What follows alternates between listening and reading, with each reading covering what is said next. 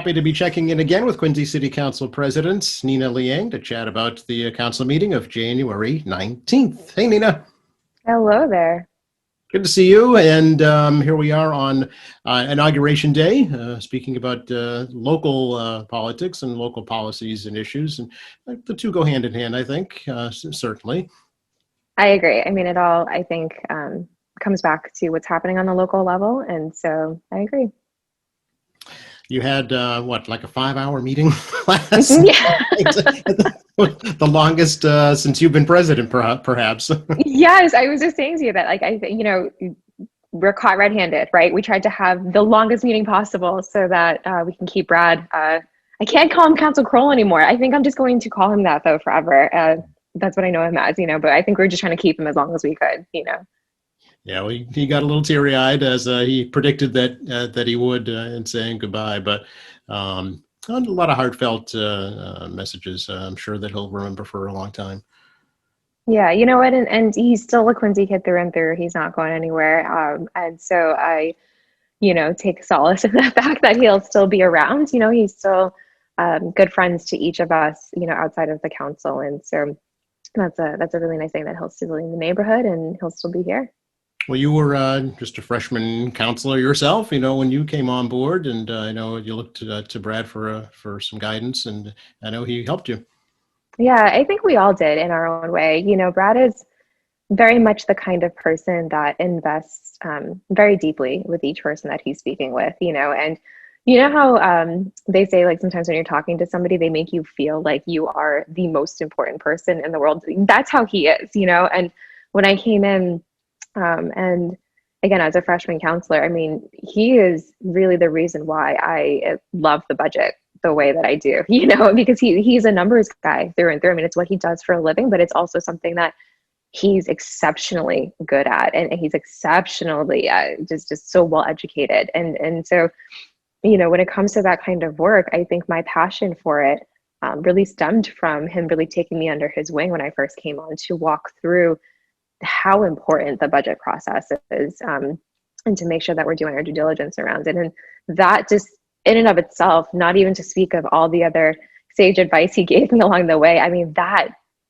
piece alone is invaluable. And so again, each of us have had that kind of experience with him over the years. And so again, we're lucky that he's not leaving Quincy. We are definitely unlucky that he's leaving the council, but he's got big shoes to fill, that whoever comes next, for representing Ward 2 has definitely huge shoes to fill. Yeah. So what is the process now to fill his seat for the remainder of the year? Yeah, great question. And I am really happy to have the opportunity to speak through this medium as well to talk about it, because, we want all of us in the council to have the most transparent process with this as possible. And so just to explain logistically what happens now. So the way the legislation is written, essentially what happens is that the city clerk, Nicole Crispo, has to formally notify the city council, which she did last Friday. So she submits a formal letter that Brad, is stepping down as of this past Tuesday, or as of yesterday. But the 15-day clock to appoint the next person doesn't start with him stepping down. It starts with when that notice goes out to the council. So as of last Friday, that's when the 15-day clock starts. And what we're asking folks to do is that if they are interested, to submit a resume and a letter of intent to Nikki and to Jen Manning. So it's ncrispo@quincyma.gov, as well as jmanning@quincyma.gov. And if you can just drop those emails into this video as well, that'd be great. They have until this Friday at noon. And then that'll give both the clerk and the assistant city clerk time to send all of the information out to all of the councilors for us to review. And then next Monday, the 25th, we're holding a special city council meeting at 6:30 to give folks an opportunity to give a statement essentially in front of us. And, we'll discuss and hopefully be able to appoint that evening, because then there's about 5 days after that we'll have some wiggle room if we need to have additional meetings. But again, that gives us the opportunity to have an open process, to be transparent about this process, give us time to review, to have the meeting, and then also have a buffer of a few days if we need to have any additional meetings. And again, it's a very short window. Unfortunately, we have to do it all within 15 days. And so, we're off to the races with that. And under the legislation, the way it's written, I, spoke with Solicitor Timmons, and he came down with a recommendation to confirm that it does have to be a registered voter who lives in Ward 2. Again, whoever that may be, if they are interested, to submit their resume and letter of intent by this Friday. Okay, and what does the letter have to contain, Nina? Just, my name is such and such, and I'd like to be considered for the Ward 2 council seat?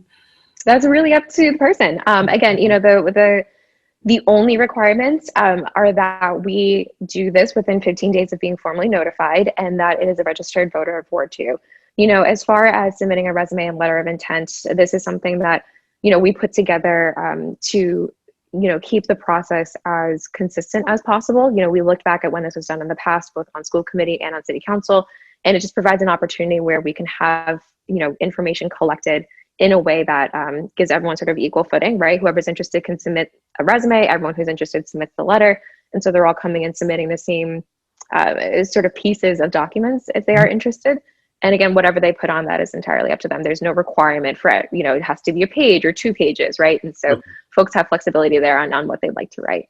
Okay, and can counselors nominate somebody also, or is this strictly an application process? So I don't know if the application process is the right term for it.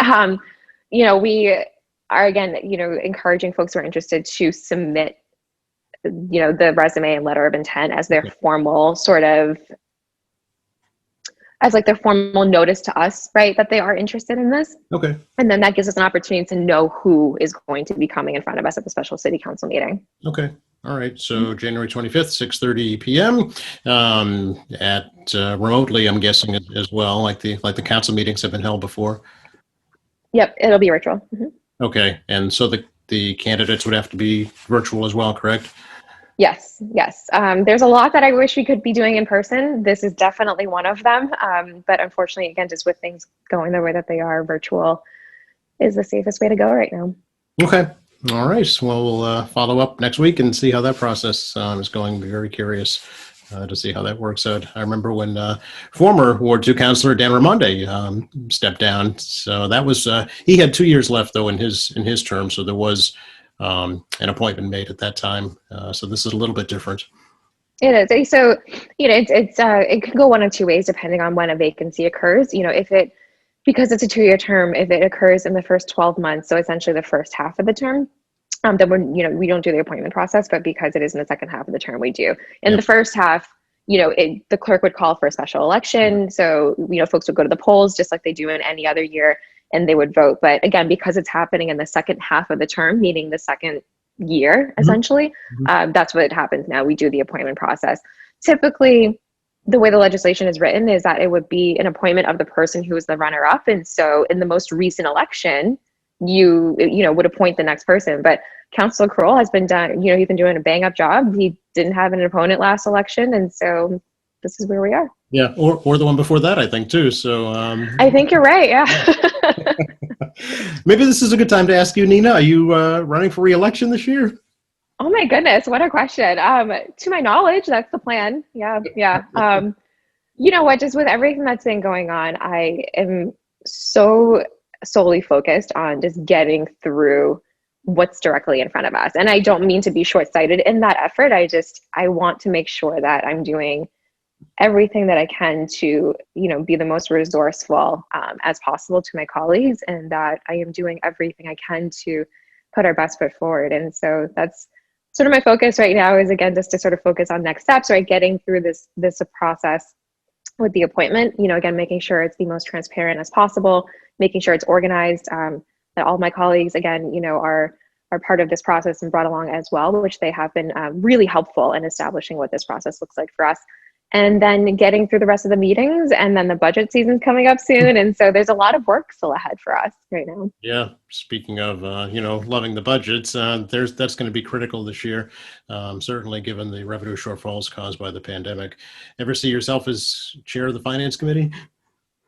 You know what? There are some folks who I think are really well versed in this. I love, again, the process from what Councilor Kroll has taught me over the years. And I would be honored to be in any position that my colleagues want to put me up for. Oh, and by the way, you said goodbye to Ruth Jones last night too. We did a lot of goodbyes last night. Again, this is why I wanted to drag it out. I didn't want to say goodbye to people. This, Joe, I'm a hugger. And so I wanted to try to drag this out. Maybe they would change their mind until we could be in person and actually hug again. But yeah, no, Ruth's official last day was last Friday, but we had a chance to honor her as our COVID-19 hero, which is so fitting, just with everything that she has done this past year, where no one knew how to handle something like this. It's not like, okay, let's go talk to folks who handled all this during the Spanish flu, right? Like, it's just, there's nothing out there, right? And everyone was trying to do the best that they could, make the best decisions that they could, and lead the best that they could. And I think she just did an exemplary job at that, and so we're really, really sad to see her go. She spoke a lot about how much of a collaborative effort that was with her and all of her team members, her and all of the people in her department. And I think that just speaks to the kind of person that Ruth is.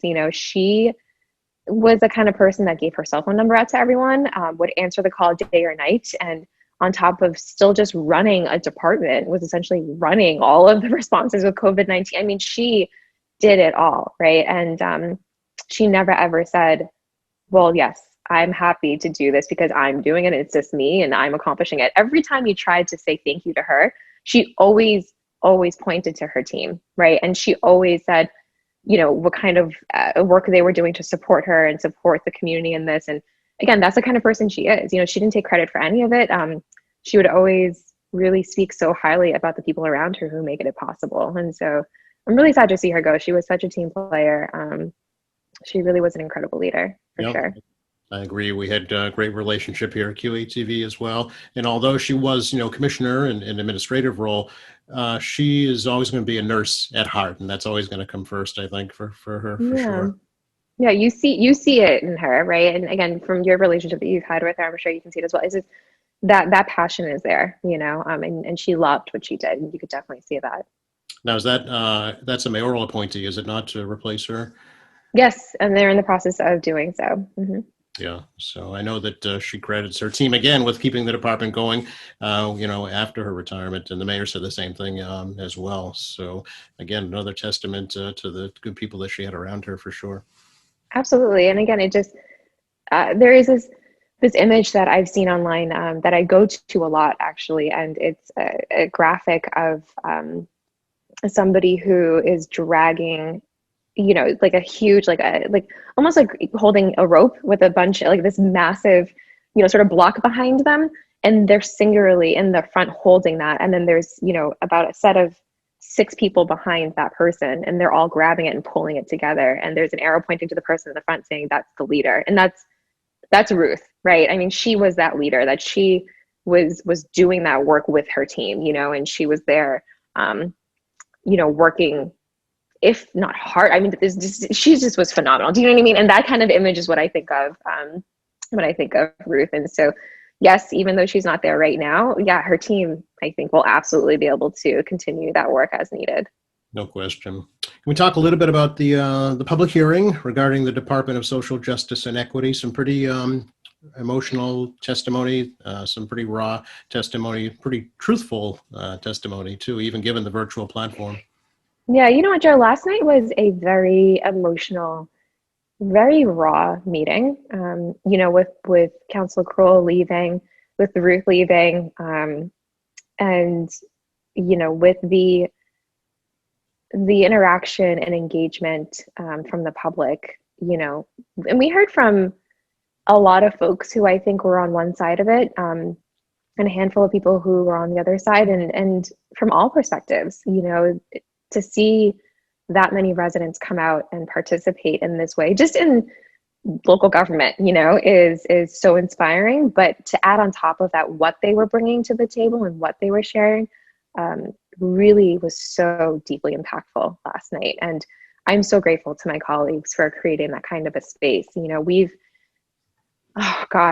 in my time outside of a Zoom meeting and in the chambers, I don't think have ever seen that many people come out to participate in the public process like that.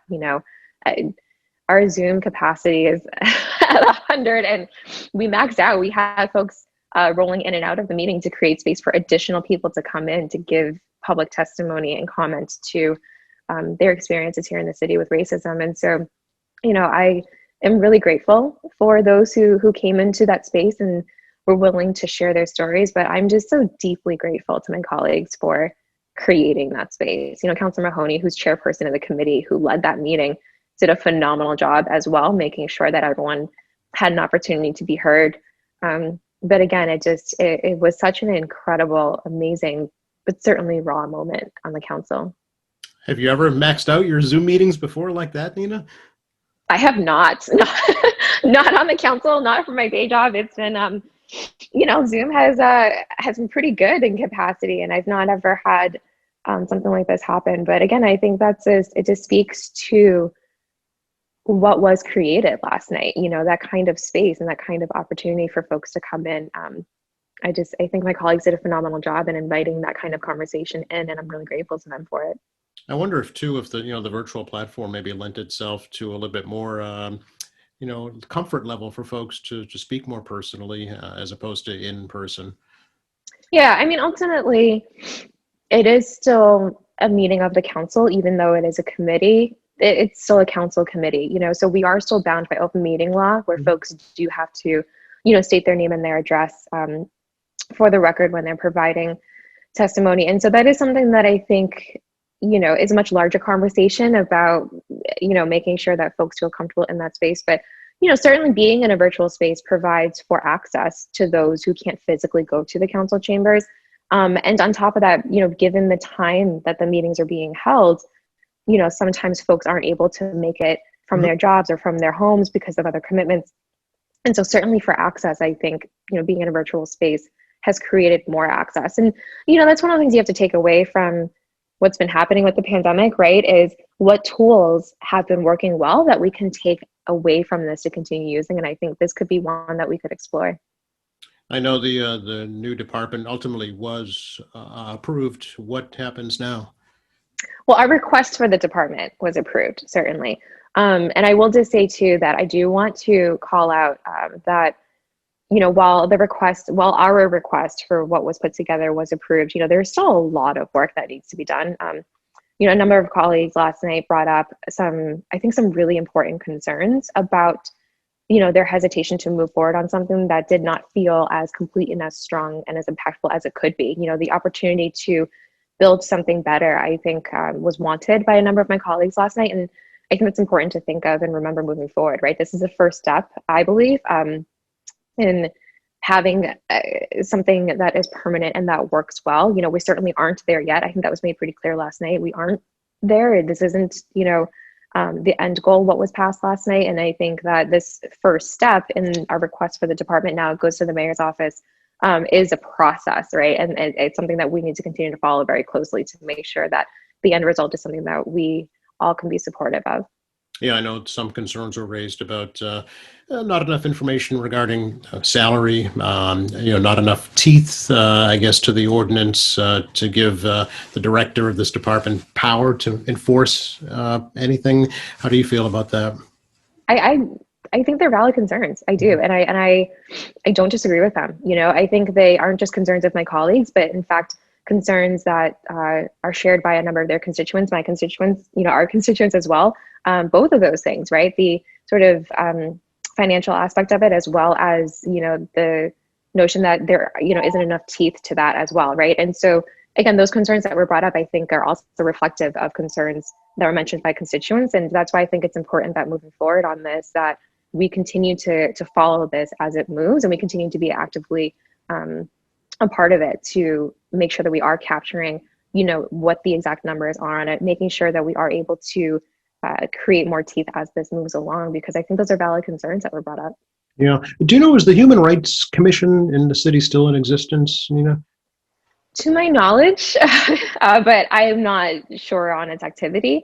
And so, you know, that was something that I've been thinking about as well, is between, you know, whether it's the Human Rights Commission or like constituent services, you know, this kind of work around diversity, equity, and inclusion, or DEI, as folks call it, you know, it's not just a term. There's education behind that, and there's experience behind that, right? And so what I mean by that is that there are folks who are trained to operate in that space and to create programming around that space and to have conversations and lead in that space, right? Just like Ruth is able to lead, a department around, health and well-being in the city, so too do we need to have somebody well-versed in DEI issues across the city, right? And so that's another piece of this, and why it's important is that it does support constituent services. It certainly supports, as some folks had brought up, what was it? Oh my goodness, I'm sorry. I'm blanking on this right now. Essentially what I'm trying to say is that, this department is in service of the residents of the city, but they are specializing in, DEI programming and education. And so that's really important that we find that person for that. Yes, more than just, a complaint department to go to, more proactive rather than reactive, right? Correct. You're absolutely right. Let's see, was the new House Speaker also at the meeting last night? He was, Speaker Mariano. I need to change his name on my phone. I had him in as Majority Leader for as long as I've known him. But no, Councilor Kroll has, both Councilor Kroll and Speaker Mariano are very close. And Councilor Kroll had brought Speaker Mariano in front of us for the opportunity to just formally congratulate him on this. I mean, it's absolutely incredible. And I've said this to you a number of times, I'm very selfish when it comes to Quincy. And so to have, the Massachusetts state legislature speaker come from Quincy, somebody who's also, a Quincy kid and started out as a local elected official here, it's a proud moment for our city. And so Councilor Kroll recognizes that and wanted, again, to really sort of formally acknowledge that and give us the opportunity to congratulate Speaker Mariano at the council as well. And so it was really nice having him there last night, and it was really nice for all of us to have an opportunity to congratulate him. And it was really, I think, really fitting that, when he was there, he thanked us very briefly and wanted to actually take that opportunity to congratulate Councilor Kroll on this new venture, right? And his next steps, because again, they have such a long professional relationship. And so that was a lot of sort of what Speaker Mariano brought to that conversation, was just to acknowledge Councilor Kroll's work over the years. And again, Speaker Mariano was, a local elected leader himself, when he started this out. And so I think because of that, he really is passionate about working at the local level and, wanted to express his gratitude to Councilor Kroll for that as well. Nice. Yeah, he was actually a Quincy public school teacher before he was even elected to office. So he's got long, deep roots in Quincy Point for sure. He does, yeah. Was there discussion about the Wollaston Center at all, Nina? There was a brief presentation, and that is actually up on the website. And so I encourage folks, if they're able to, and if you can also drop in the links to it, just go to quincyma.gov, our homepage. And at the top, you can click on a link now to access information about the Wollaston Urban Revitalization Development, district. I always call it the URDP, so I'm like forgetting the abbreviation.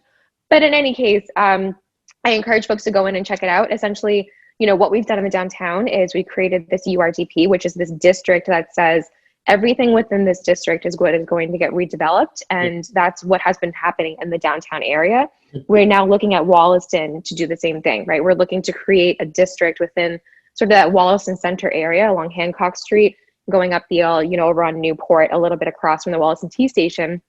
With Wollaston T Station being redone recently, right? This sort of commercial area right in Wollaston is an area that, we're now looking to create another development district around to sort of incentivize redevelopment of that area. And I think, again, this was a long time coming, right? There were a number of community meetings that have been held over the years, back when we could still meet in person, is, how long these conversations have been going on now. And so this is, formally a presentation to the council about, the district that had been drawn up now based off of all of that work that had been done in the past within the community.